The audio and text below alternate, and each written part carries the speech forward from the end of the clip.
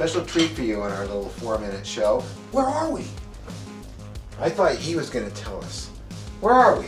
I was hoping you would know where we are. Are we still on we're Earth? at my house. We're at Doug's house. Yeah. Yeah. Well, we're just like getting together to say hi because Yeah, it's Thanksgiving. It's Thanksgiving. Because we're that's in town. Thanksgiving and we thought is we'd for go friends by and things like that. See all his toys You know, and things. and Beaker had asked to see you guys. That's true. That's So, true. And we're you know. standing in front of the Nautilus here. You know, it doesn't matter how many times I watch this movie. I could watch it over and over and over, and I do.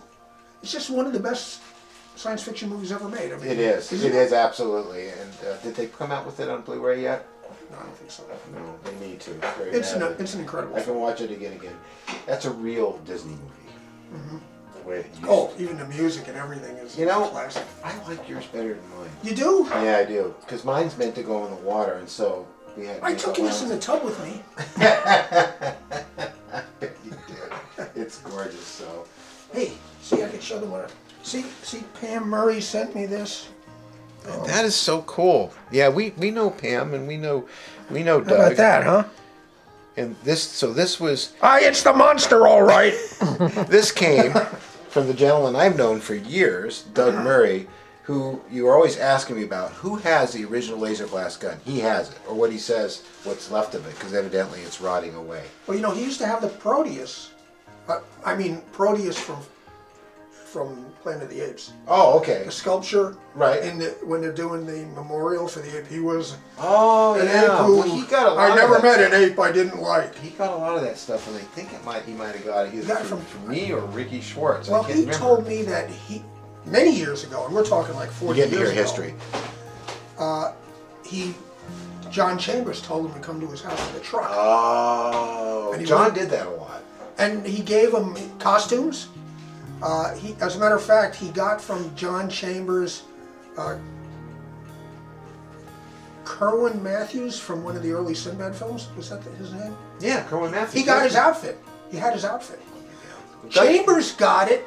He went to a drag racing thing, and one of the drag racers was wearing Kerwin Matthews' Sinbad outfit, and he recognized it, and he bought it from him.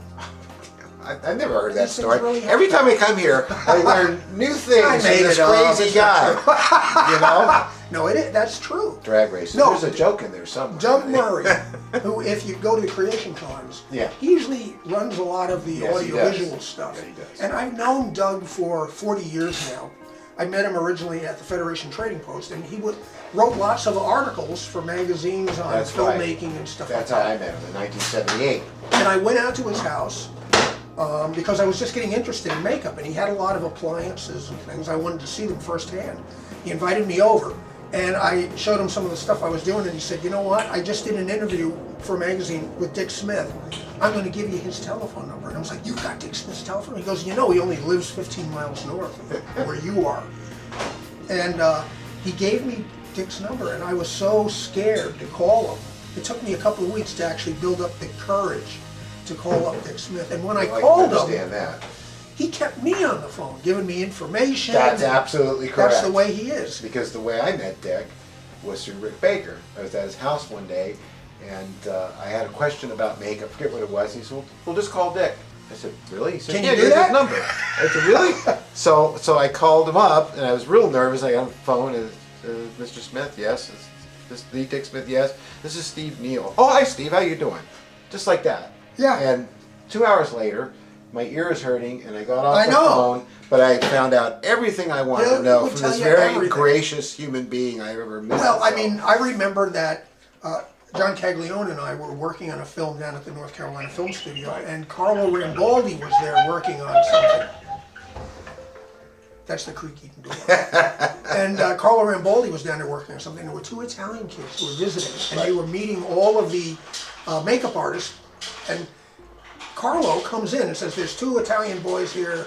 Don't tell them anything. Don't give them any information. We have to protect our jobs. If you go giving away information." And we're like from Dick Smith, you know. So Right. when they came in, we told them everything and gave them all the information they wanted. That still goes on to this day.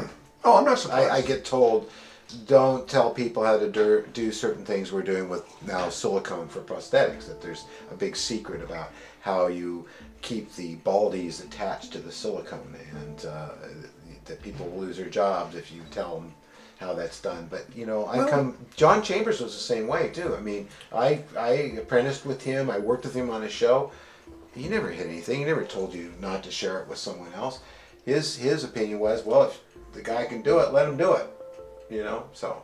Well, you know, some people are paranoid, and it just depends on how you're wired, or how you're brought up, or, I mean, we never really kept secrets. No, and plus you're always excited to share with another artist.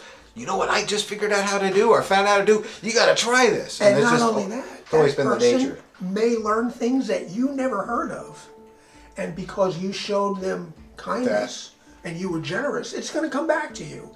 You know, being a bum and keeping secrets like that, you know, that comes back to you too.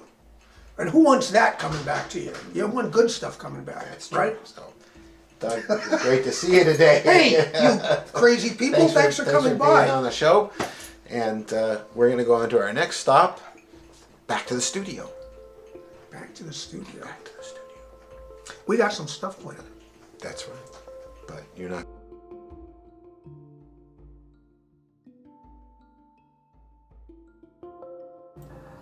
Upon later reflection, the strangeness of all this occurred to me because people at the turn of the century.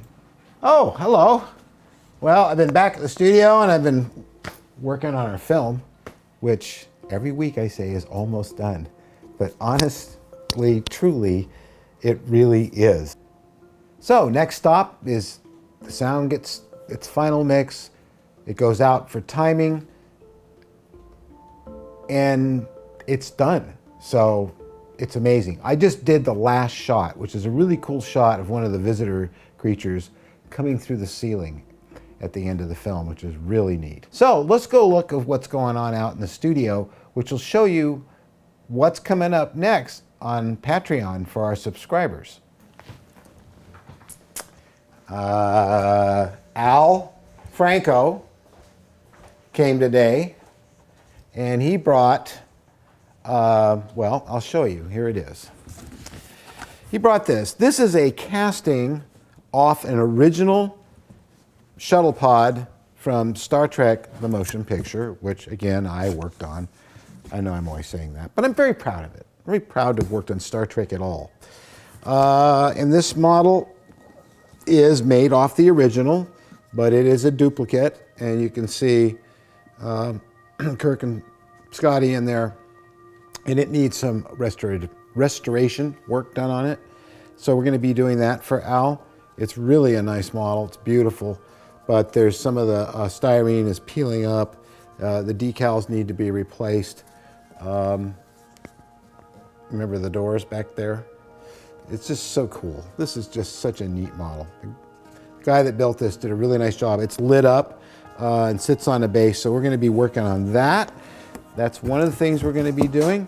And I've already started a little bit on Voyager. I know you guys have seen Voyager built before in the past. You saw me build one a long time ago. But even though I built a pretty good model back then, that was 5 years ago or so, maybe more, I've learned so much since then. And so this is going to be done all in sub-assemblies. All these parts are going to be painted before they even get glued together. And what I've been working on, of course, is opening up all the windows, which I'm using this for, and going through and drilling them out and filing them. And eventually these will be filled with dental acrylic, but after everything's painted and I do the tape on it, put it up from behind. So this model has been started, and that's going to be one of our in-depth Patreon subscriber builds, just like here on the Katinga. As you can see with the Katinga, for those of you who don't subscribe, the last time you saw it, it wasn't all primered and the gaps weren't all filled. All the light leaks are gone. This is now ready to paint, and I'm going to start painting this Monday, and so by that next weekend we will have the final part of the Katinga build. So, and plus we'll be starting this. So lots of cool stuff is going to be coming up on our Patreon account. Please join us there. It's $3 a month and it's 10 cents a day, and you get to have access to all our content and be able to learn how to sculpt, make creatures, make models, you name it, and I show you how to do it bit by bit. And in closing, I will show you that this sculpture is finally done. It took a while because we had so many other projects going on, plus working with Adam Savage and other people to try to get it accurate, which it now is. It is now finished and ready to mold.